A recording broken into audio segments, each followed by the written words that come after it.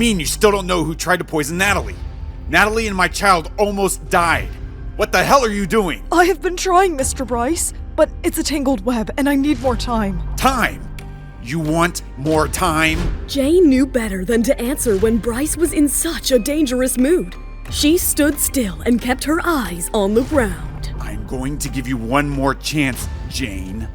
Find out who did this, or I will ensure you are out of a job. For good. Years ago, Bryce, cornered by his family's wishes, entered into a contractual marriage with Natalie. She, driven by an unyielding desire to protect her son Liam, agreed to the unconventional union. Little did they know, this alliance of convenience would soon take a different shape.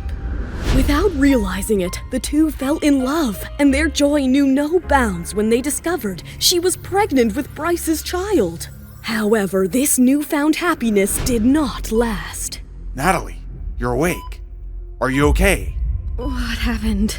Why am I in the hospital? You were poisoned, Mrs. Clair. Poisoned? Who the hell would dare to do that to my wife? We don't know who did it, but she is safe now. We managed to treat her in time. You will be safe, little one. We won't let anything happen to you. The bedroom door swung open slowly. Natalie's 5-year-old son Liam entered the room, anxious to see his mother. Mommy, why do you look so sad? Is the baby making you sick? Oh, sweetheart, Mommy is just a little tired. The baby is fine, I promise. Don't worry, Mommy. I will save you and take care of you. Natalie's eyes brimmed with tears as she embraced her son. Back in his reading room, Bryce remained consumed by worry, haunted by the unknown assailant who had poisoned his beloved wife. Jane, if you can't give me a name soon, I will handle this my way. I can't risk my family's safety any longer. Mr. Clair, do you have any specific suspicions about anyone who might bear ill will towards your family? There is one person who visited recently. My childhood friend, Samuel. Bryce's mind drifted back to a conversation with Samuel. Bryce, how is Natalie now? Is she all right? She is out of danger now, but Samuel, whoever did it, and I swear I will find out who, I will make them dig their grave with their own hands. I can help you with some private investigators I have in my contacts. Who could do such a thing? Samuel's composure wavered for a moment as Bryce's intense question took him by surprise. Bryce, I've just got to know about it, and I'm trying to process what happened. I don't have any suspects in mind yet. It's just, I don't know what I'm thinking. My head is not clear, Jane. I will find the man who did this. By the way, Mr. Clair, Natalie's usual maid has decided to leave. I am getting a new. Bryce nodded absent-mindedly, uninterested in the details of the housekeeping staff. After Jane left Bryce's study, he quietly made his way to Natalie's room, where she lay peacefully asleep. His mind began to drift back in time. He thought of the day he had met Natalie and Liam all those years ago at the airport.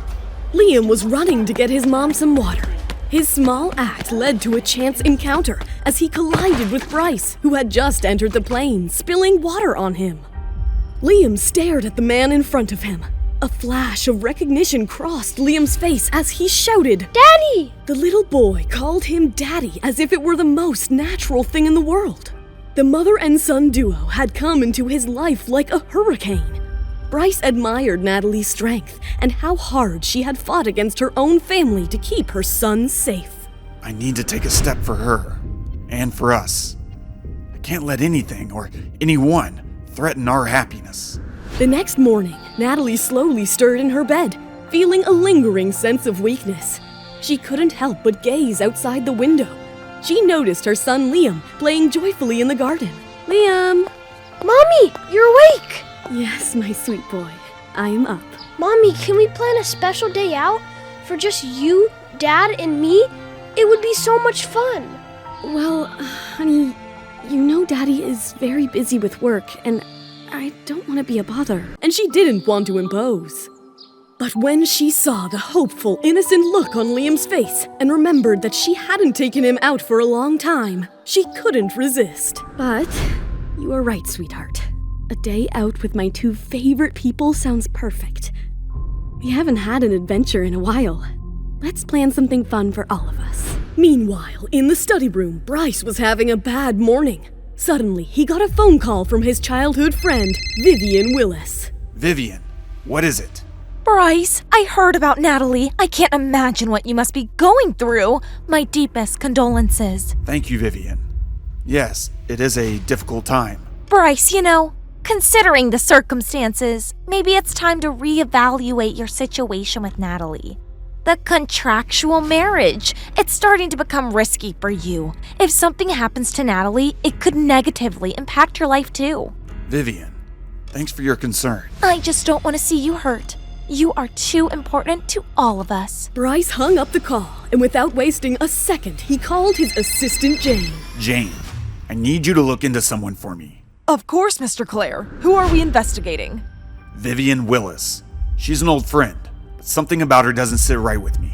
If she has had anything to do with Miss Natalie's poisoning, I'll find it. Bryce's anxiety and worry were mounting as he feared for Natalie's safety.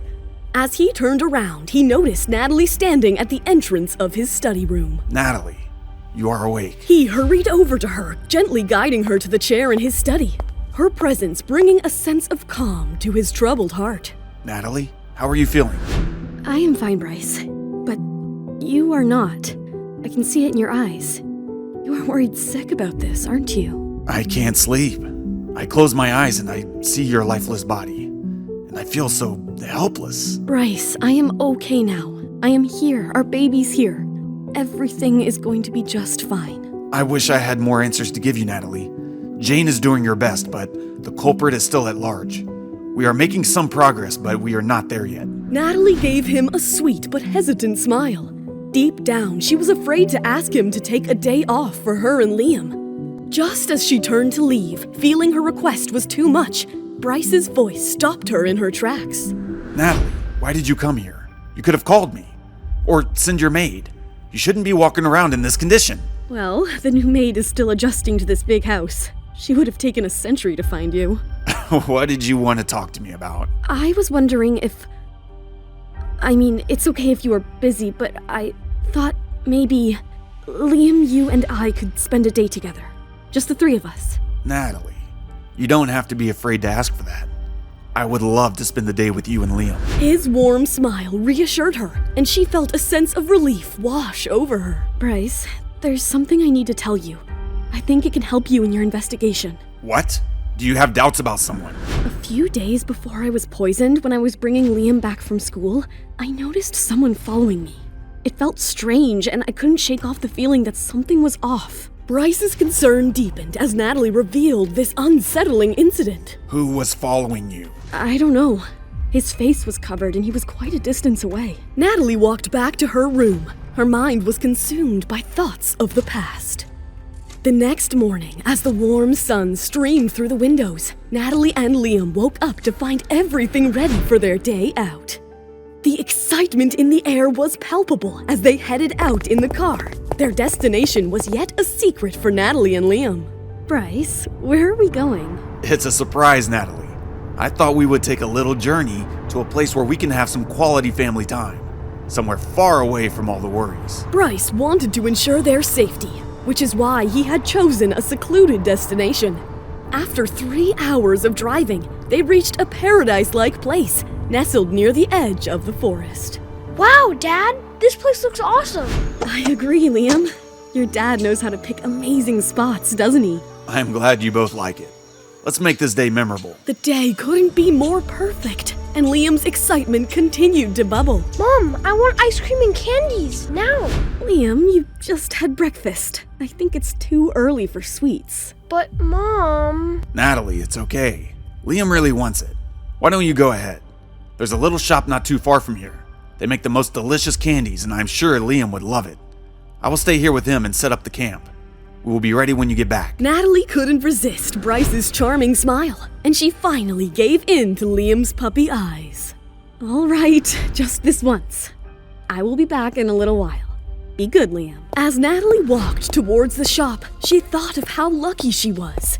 When she had been pregnant with Liam, she had been destitute. But today, as she was carrying Bryce Clair's child, she had every luxury possible. The best care, the best food, and a maid for everything. A maid to take her around, a maid to serve her food, a maid to give her medicines. Suddenly, Natalie stopped. Something in her mind clicked, and suddenly everything was clear. She began to run, dropping the candies. When she got back, the car was no longer where it had been parked, and the tent had been taken down. Panic gripped her heart. Liam? Bryce? Where are you? Natalie, Oh my god.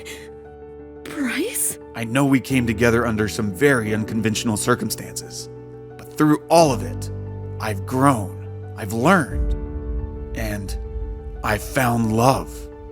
You are the most amazing woman I have ever known.